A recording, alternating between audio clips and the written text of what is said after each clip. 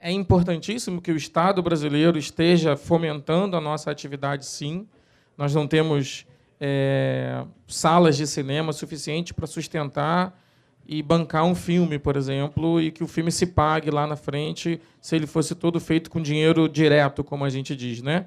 Que é o dinheiro do bolso de um investidor qualquer.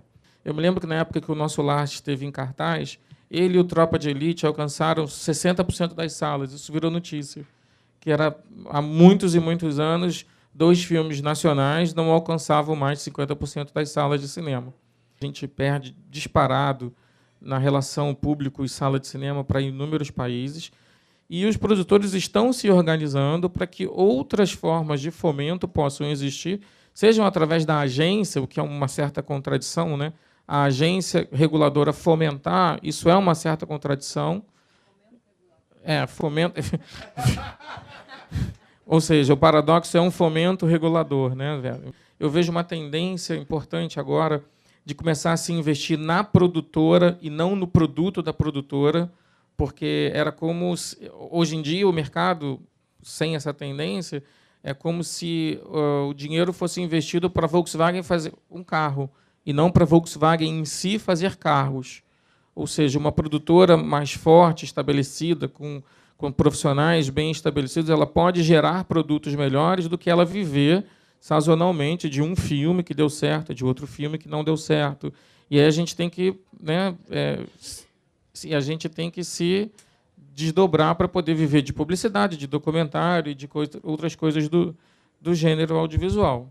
Então, o que eu tenho para dizer é que a gente financiar um filme, hoje em dia, é o exercício mais difícil, mais cansativo, mais instigante ao mesmo tempo, mas desestimulante por muitas vezes, porque um projeto não precisava demorar 4, 5, 6 anos para sair do papel, do roteiro, para chegar às telas, e isso acaba sendo uma realidade. E aí você começa a trabalhar nas 3 esferas de governo, prefeitura, Secretaria do Estado e federal, e junto às empresas americanas, que são as que pagam um imposto muito grande, que é o artigo 3º da Lei do Audiovisual, que acaba sendo o primeiro dinheiro a ser colocado na mesa e que garante que o filme vai existir. Você tem um limite de valores para esse artigo, cada filme só pode captar até 3 milhões nesse artigo, e cada filme só pode captar até 4 milhões através do artigo 1º da Lei do Audiovisual, que é aquele que permite que o empresário utilize 3% do seu imposto de renda a pagar se ele for lucro real. Acontece que essa relação de produtores com empresários ela acaba sendo uma relação muito complicada também, porque é difícil você querer convencer a um dono de mineradora, por exemplo, que é bacana ele pegar 3% do imposto de renda e comprar certificados do audiovisual, e esse certificado abater o imposto de renda dele, e ele recebeu o nome dele na tela. Então, ao longo dos últimos anos, essa lei foi a que nos sustentou, mas talvez esse debate tenha que ser mais aprofundado. A gente não pode prescindir da lei. Para o produtor é confuso, sim, a agência reguladora ser a dona do fomento, ser a dona do recurso. Talvez esse seja o adjetivo mais simples que eu possa usar. Existe uma relação de troca de causa e efeito que, às vezes, é doída junto à agência de cinema. Em contrapartida, se não fosse a agência de cinema, nós não teríamos cinema. A Ancine tem 2 tipos de mecanismos de fomento. Um é o que a gente chama de fomento indireto, que são as leis de incentivo, e o outro mecanismo a gente chama de fomento direto, que são recursos orçamentários ou recursos de fundo público. Em relação às leis de incentivo, acho que talvez todo mundo já conheça aqui, por conta da Lei Rouanet, mas são mecanismos parecidos com o da Lei Rouanet, onde o empresário que investe recursos na produção de um filme pode abater esses recursos no imposto de renda devido, desde que esses valores não ultrapassem 4% do imposto de renda dessas empresas. As empresas que podem utilizar esse mecanismo são as empresas que declaram sobre lucro real.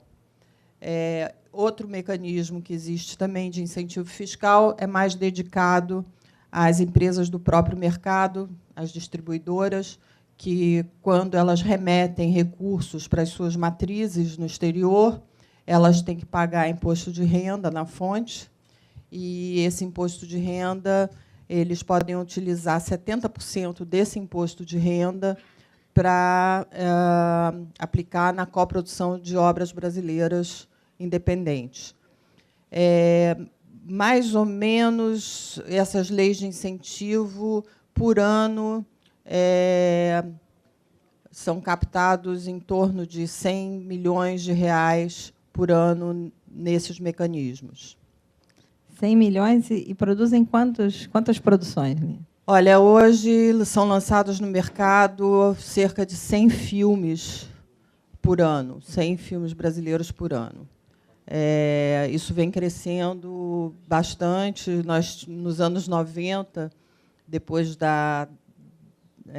que a Embrafilme acabou, nós tivemos 0 de produção lançada, e isso vem crescendo ano a ano, e hoje a gente tem cerca de 100 filmes sendo lançados no mercado, entre filmes de longa-metragem ficção, poucas animações ainda e alguns documentários.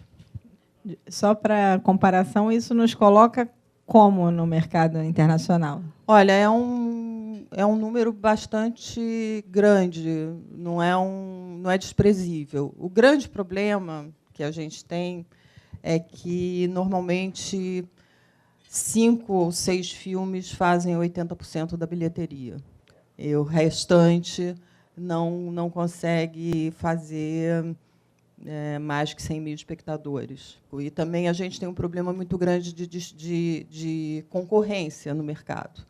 Então, você vê, muitas vezes, das 3 mil salas de cinema hoje existentes, a gente vê, de repente, 2 filmes ocupando 70% das salas, 60% das salas. Então, isso é um problema muito sério para o cinema nacional. Não só para o cinema nacional, mas para o público também, né? Porque fica sem opção. A Lei 12.485 abre o mercado de TV por assinatura para as telefônicas. Então, a partir dessa lei, aumentou o número de operadoras de TV por assinatura. Hoje a gente tem a Claro, tem a Vivo com TV por assinatura, e isso é bom para o público, porque, em princípio, diminui o preço para o assinante. Essa lei também ela gera uma demanda de produtos audiovisuais brasileiros, porque ela cria cotas para a produção brasileira. O efeito tem sido justamente uma estruturação das empresas produtoras que estão se estruturando para atender essa demanda. E o fundo setorial ele é importante exatamente por conta disso, porque a gente não tem o mercado de TV por assinatura e mesmo de TV aberta não tinha nenhuma relação com a produção independente. Quando tinha, era uma relação sempre de contratação de serviços. E, para cumprimento dessa lei, não pode ser esse tipo de relação. A produção tem que pertencer à produtora independente. Então, as produtoras estão se estruturando para atender essa demanda e, obviamente, esperando o fundo setorial para explodir, exatamente. Para o bem ou para o mal, a gente é um setor privilegiado, né? Porque a gente tem uma lei que é só nossa. A gente tem uma lei do audiovisual. Não existe uma lei da música, uma lei da literatura. E a gente tem uma agência também reguladora que é só de cinema. Então, seja isso só um discurso, seja isso uma verdade prática, a gente é um setor que, bem ou mal, é visto como privilegiado. Eu acho que, nos últimos anos, o Estado, né, federal, municipal, estadual, tiveram um retorno de atuação muito forte do Estado, porque, se na década de 90 o Estado, via lei de incentivo, deixou isso na mão das empresas, né, nos últimos anos o Estado quis retomar esse papel de gestor mesmo desse conteúdo audiovisual, o conteúdo da cultura mesmo, né? Então, ele passou a investir muito em editais públicos, né? Seja através de fundo setorial, seja através de editais municipais e estaduais. Hoje em dia, o cinema, a sala de cinema, é uma vitrine de luxo, super importante para a performance do filme, mas ela é uma vitrine de luxo. O filme não se rentabiliza mais na sala de cinema. Ele é fundamental, estar na sala de cinema é fundamental para que você continue a carreira, seja agora não tem mais DVD, mas seja no VOD, na TV aberta e na TV fechada. Né? Então, isso também é uma mudança. E aí, assim, pensando um pouquinho como a Secretaria de Estado de Cultura entra nisso, né? E pensa o audiovisual nesse momento com essas mudanças. Né? A gente entende que financiamento ao audiovisual não é só financiamento ao projeto em si.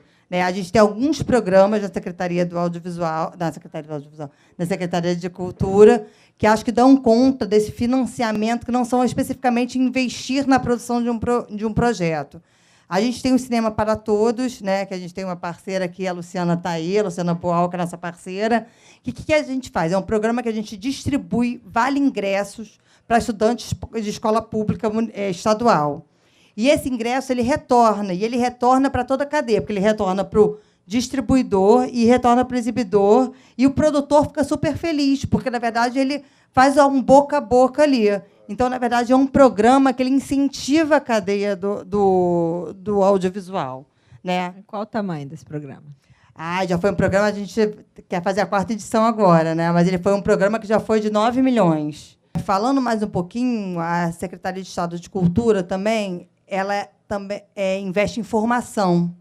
Né? Porque ela entende que financiar a formação, não só a formação de público, mas a formação de mão de obra e a formação de docentes para o audiovisual. Porque a gente entende que essa formação de público que vai gerar, na verdade, com que se queira ver filmes brasileiros, que se queira ver produtos, conteúdos nacionais.